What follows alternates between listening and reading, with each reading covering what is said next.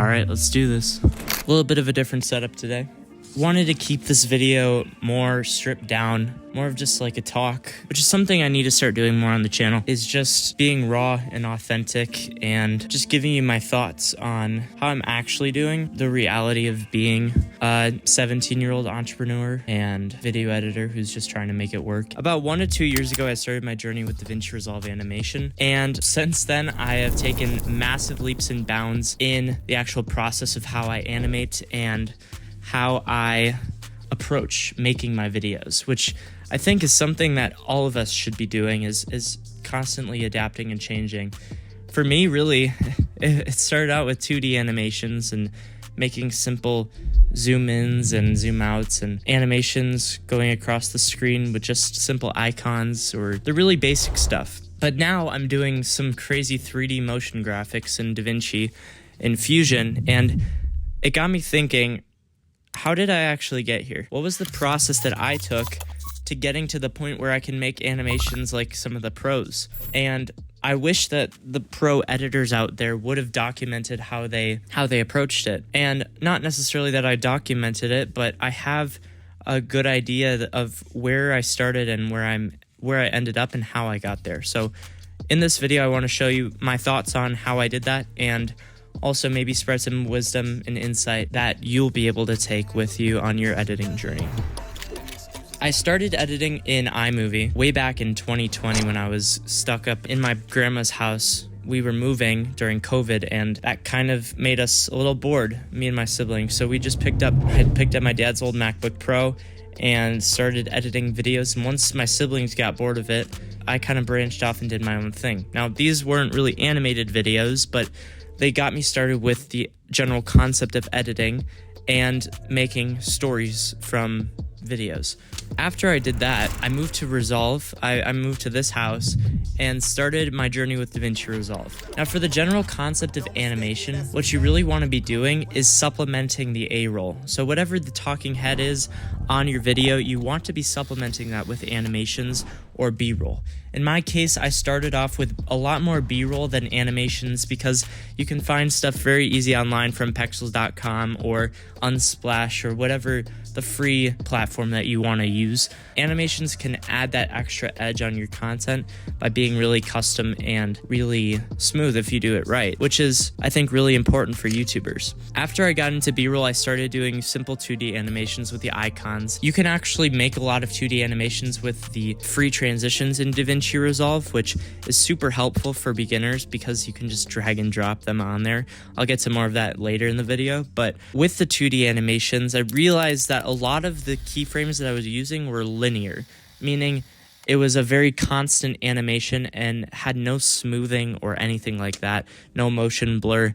But that's when I started getting into Fusion. And Fusion scares a lot of people, but if you can master it early on in your journey with Davinci Resolve, you're going to be miles ahead of everybody else. I did that, and I started playing around with the curves editor, the splines, because that's how you can add the easing, and that's something that you'll use throughout your entire editing career, is the spline panel. Once you do that, you start making these really smooth animations. And that's how this first Davinci Resolve tutorial I made went. I started working in Fusion more, and I thought I got to the point where I could teach this stuff pretty fluently. And I made a tutorial on it, and it still gets really consistent views to this day, which is part of the reason why I'm making this video, is so that way people will get to see my progression of that tutorial to now where I've advanced quite a bit. And by God's grace, I've learned a lot of cool skills that he's equipped me with, and I hope to share them with you. But as I continued to edit from that point on, I was realizing that my animations were missing something. I didn't really know what it was. I didn't really understand how these Iman Gadzi editors and you know, people like Fern and just all these big channels were doing their animations, and I was like, why do they look so good? How come I can't make that stuff? And how do I improve? I started comparing a lot of my Davinci Resolve animations with After Effects, stuff that the pros were using, and I had a free software at the time. I didn't buy the pro version until last year. And so it just goes to show you, you can build your YouTube channel with just the free version, or even your whole editing career if you wanted.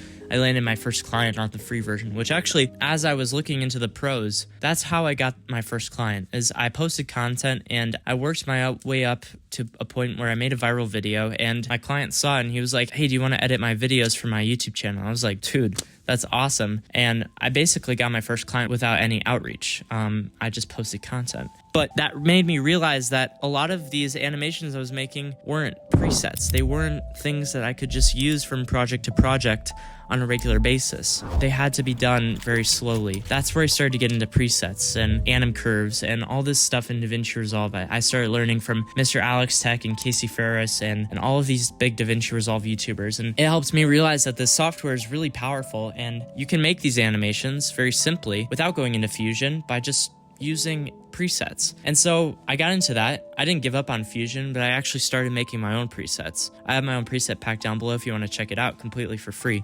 Just pop in your email and you'll get messages from me on my newsletter, but that's even more free value to you. But I started experimenting with that, and as a result, I was able to mass produce these animations just by using these presets that I was making and that other people were making. Now, this is where I started getting into 3D.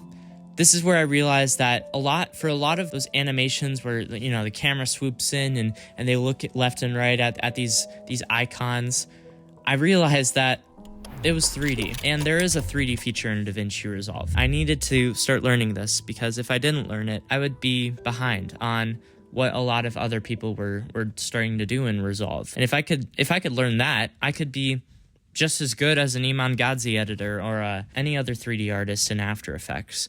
But you can do it for basically free in Davinci without paying for the Adobe subscription.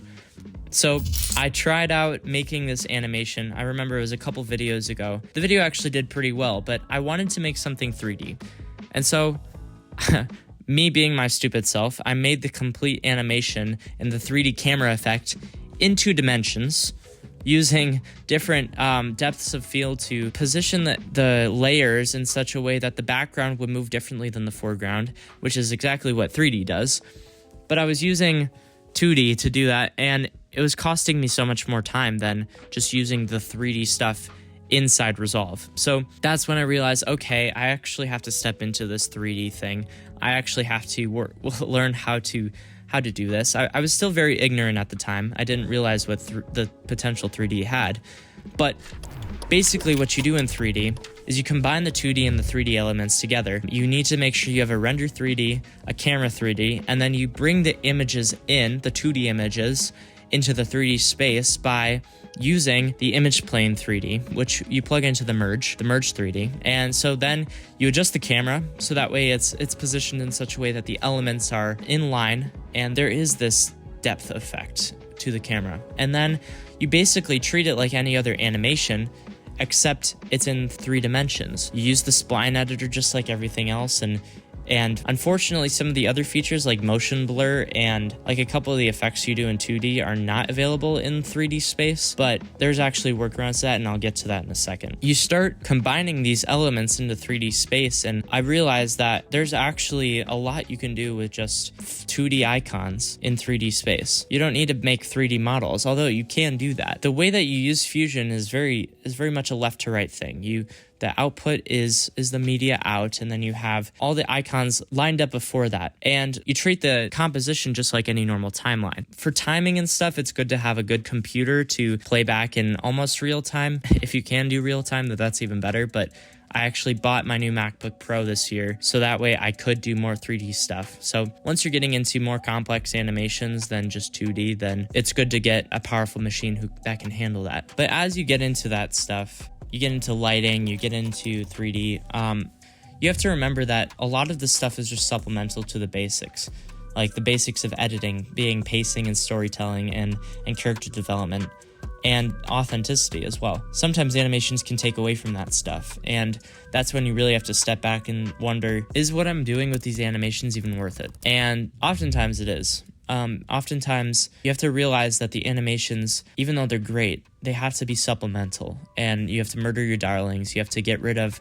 the fluff that you just put on and make the flash and all that.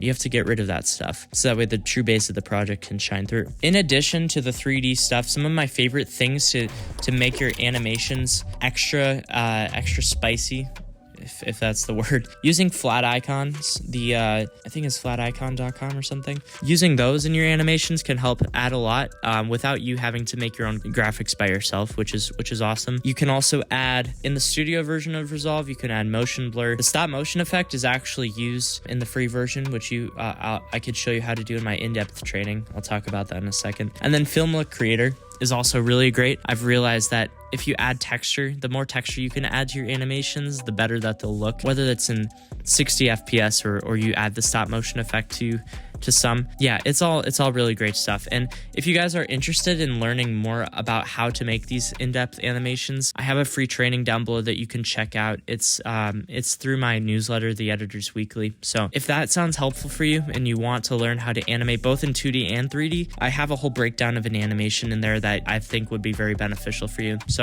if you guys like this video, be sure to comment and subscribe, and I'll see you guys in the next video. Be sure to watch this one, which is actually where I do a lot of 3D animations, and it'll cover the 5 things that video editors do that I can't stand. So be sure to check that out, and I'll see you guys in the next video.